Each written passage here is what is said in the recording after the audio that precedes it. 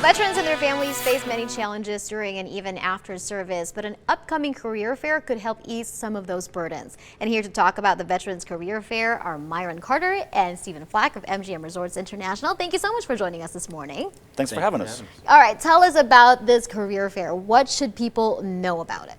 Steve? Sure. So it's going to go on Tuesday, September 3rd, 9 a.m. to 2 p.m. It's open to veterans and their family members. If you're veteran connected, that is.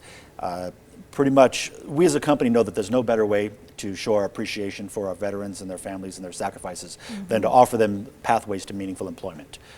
Veterans, they embrace a lot of the values that we do as a company: excellence, inclusion, integrity, teamwork, right? Those are all things that are just synonymous with what we try and do with our employees as a company. Right, and this event is very close to your heart as well. Both of you are veterans, and Myron, actually, you were hired at this event 2 years ago. Yes, ma'am. I retired from the Army after 27 years in 2017. Had applied numerous times, different locations, and ended up going to the Veterans Career Fair in June of that year. Met Steve at the career fair, sat down with him, sat down with our director at the time, and got hired at that event. Subsequently, I have been put in charge of running the event both last year and this year. Wow. So I like to tell people I'm kind of proof positive that not only does MGM Resorts International hire veterans, right, but we also value the things that they bring to the table. Now that you get to talk to veterans like you as well, and what are the usual challenges that they tell you about when they come to the career fair, and how were you able to help them overcome that? Really, there's a couple of things that we focus on with them. One is a lot of them have challenges just as I did with writing a resume. I started in the Army at the age of 18, retired at 45. For 27 years, I didn't have to look for a job, so I'd never written a resume. So one of the things that we do is we go around and we train or do workshops with veterans on resume writing and interview skills and things of that nature to kind of help take that hurdle out of the way for them if possible.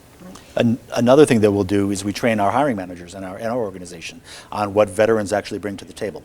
Veterans are phenomenal leaders. They're great project managers, right? They really, the perseverance and the commitment that they have, the intangible things they bring like self-discipline, self-reliance, right, pride, self-confidence, all of that just embodies what veterans bring to the table in the workforce. Right, now wrapping up, just are there any specific types of position or skill set that you're looking for?